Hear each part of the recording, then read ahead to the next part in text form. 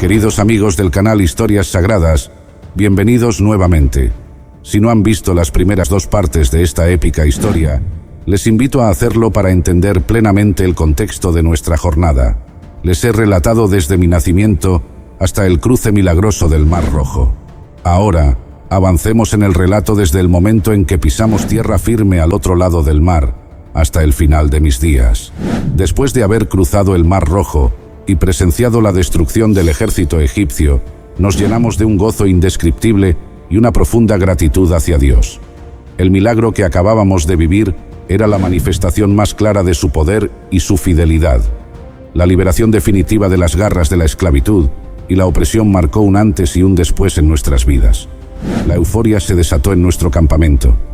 Miriam, mi hermana, se destacó en medio de la multitud, tomando un pandero en sus manos.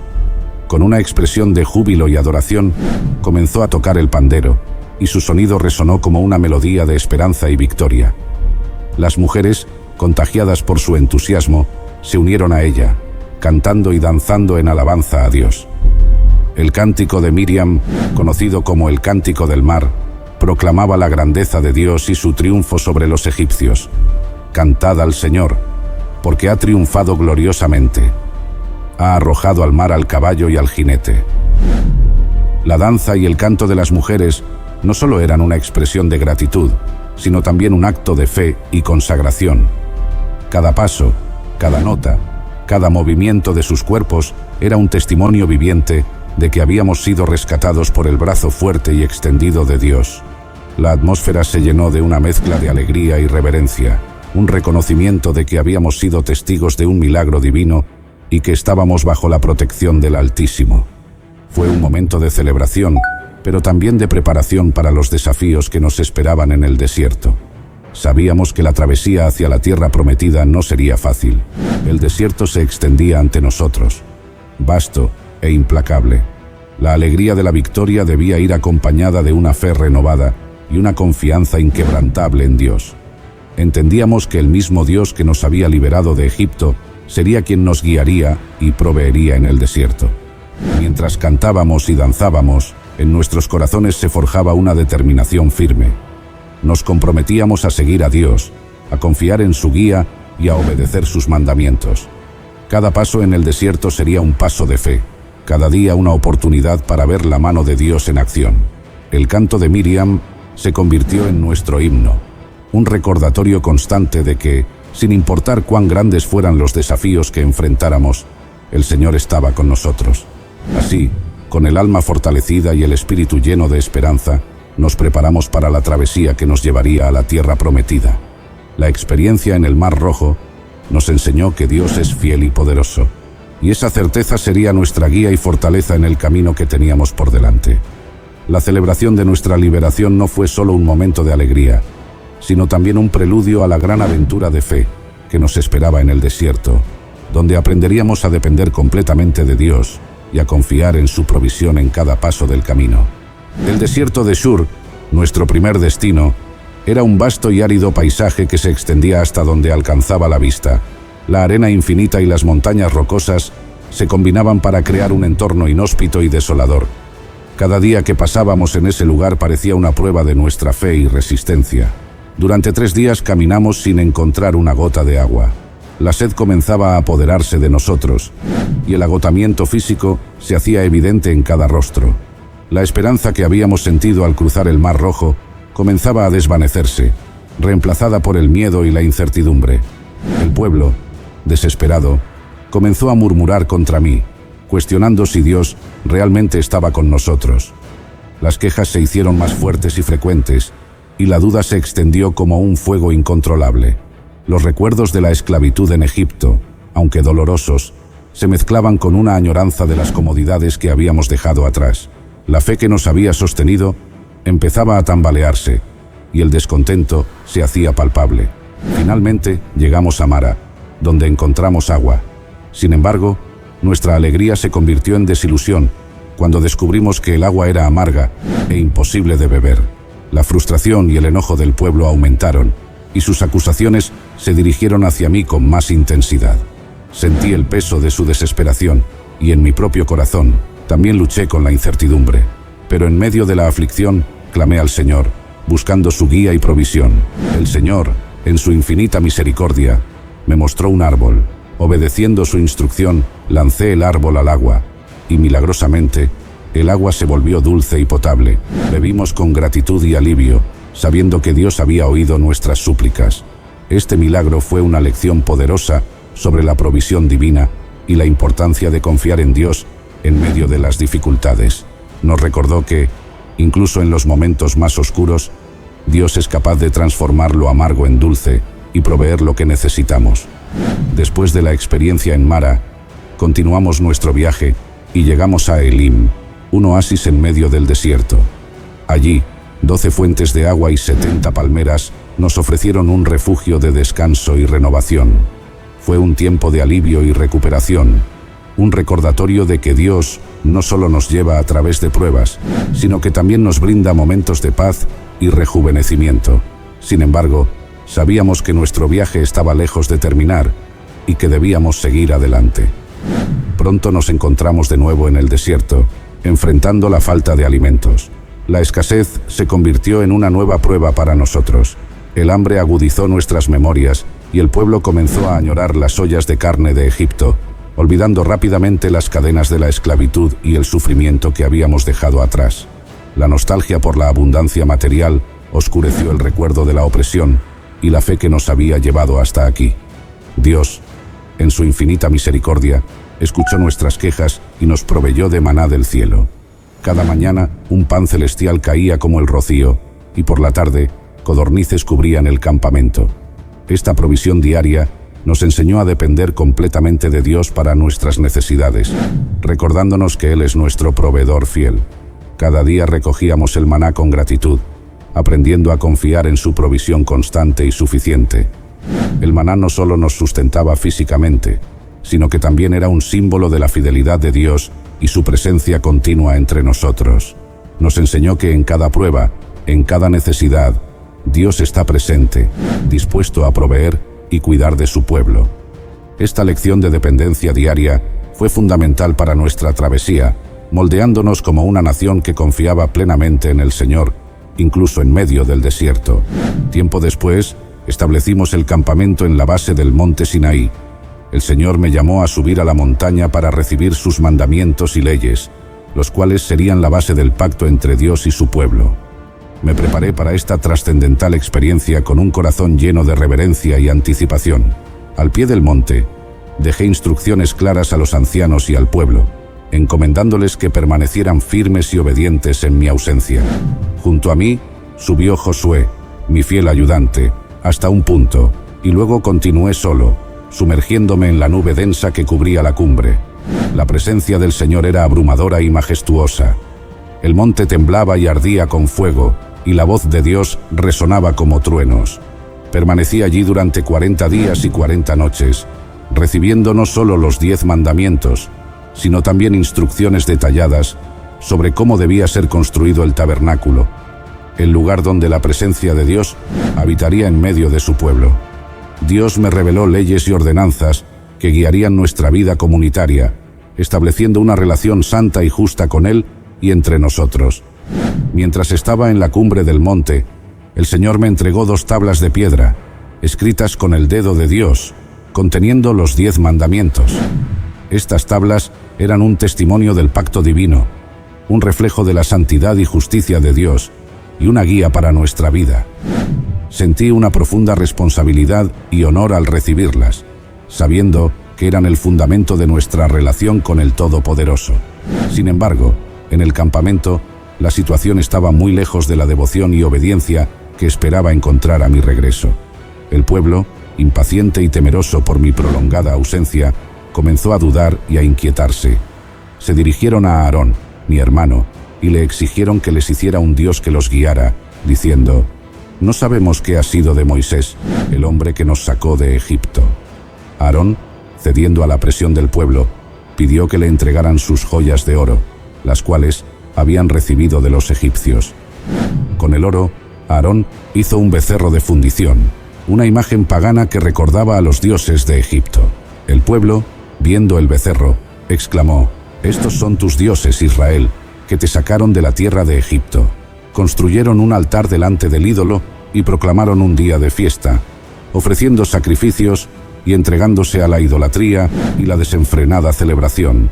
En tan poco tiempo, habían olvidado las maravillas que Dios había hecho por ellos y se habían vuelto a las prácticas paganas que tanto aborrecía el Señor. Mientras aún estaba en la cumbre, el Señor me informó de la grave transgresión del pueblo. Su ira era grande, y me dijo que los destruyera y que hiciera de mí una gran nación. Clamé a Dios, intercediendo por el pueblo, recordándole su promesa a Abraham, Isaac y Jacob, y suplicando por su misericordia. El Señor escuchó mi ruego y decidió no destruir al pueblo. Descendí del monte con las 2 tablas de la ley en mis manos, y mientras me acercaba al campamento, vi a Josué que había esperado a medio camino. Josué, al escuchar el bullicio del campamento, pensó que había guerra, pero le respondí que era el sonido del desenfreno. Al llegar al campamento y ver con mis propios ojos la idolatría del pueblo, mi ira se encendió. Con un corazón dolido y furioso, arrojé las tablas de piedra, rompiéndolas al pie del monte, simbolizando la ruptura del pacto que el pueblo había hecho con Dios. Confronté a Aarón, preguntándole cómo pudo permitir tal pecado. Aarón trató de justificar sus acciones, diciendo que el pueblo era propenso al mal y que el becerro simplemente salió del fuego. No acepté sus excusas y tomando el becerro de oro, lo quemé en el fuego. Lo trituré hasta convertirlo en polvo y lo esparcí sobre el agua, obligando al pueblo a beberla, para que sintieran el amargo sabor de su pecado. Luego, me paré a la entrada del campamento y grité: «Quien esté de parte del Señor, que venga a mí». Los levitas se unieron a mí, y con su ayuda, ejecutamos a unos 3000 hombres ese día, como castigo por su idolatría. Fue un acto severo, pero necesario para purgar el pecado del campamento y restaurar la santidad entre nosotros. Al día siguiente, me dirigí nuevamente al Señor, confesando el gran pecado del pueblo y pidiendo perdón por ellos. Le dije a Dios que, si no los perdonaba, me borrara del libro que había escrito. Dios me respondió que borraría de su libro a quien pecara contra él, y me ordenó que continuara guiando al pueblo a la tierra prometida, asegurándome que su ángel iría delante de nosotros. Luego, el Señor me llamó a subir nuevamente al monte para recibir un nuevo par de tablas de piedra. Esta vez, tuve que tallar las tablas y llevarlas conmigo. Subí al monte Sinaí y estuve otros 40 días y 40 noches sin comer ni beber. El Señor escribió en las nuevas tablas los mismos mandamientos que estaban en las primeras tablas que rompí. Cuando descendí del monte con las nuevas tablas, mi rostro brillaba con la gloria de Dios, al punto que los israelitas tenían miedo de acercarse a mí. Les tuve que cubrir mi rostro con un velo mientras les hablaba y transmitía las palabras y mandamientos de Dios. Solo me quitaba el velo cuando entraba en la presencia del Señor para hablar con Él. Este evento dejó una marca indeleble en nuestra historia y en nuestras vidas. Nos recordó la gravedad del pecado, la santidad de Dios y la importancia de la obediencia y la fidelidad a su pacto. Desde ese día, la construcción del tabernáculo y la implementación de las leyes divinas se llevaron a cabo con mayor reverencia y dedicación, sabiendo que Dios mismo habitaba entre nosotros y nos guiaba con su mano poderosa. Nuestro viaje continuó con desafíos y pruebas, pero también con la constante provisión y guía de Dios. Tras el incidente del becerro de oro, Dios nos instruyó a construir el tabernáculo, una tienda sagrada donde su presencia habitaría en medio nuestro. Fue un proyecto monumental, tanto en esfuerzo como en significado. Cada detalle, cada material utilizado, desde el oro, la plata y el bronce, hasta las pieles y las maderas, fue especificado por Dios.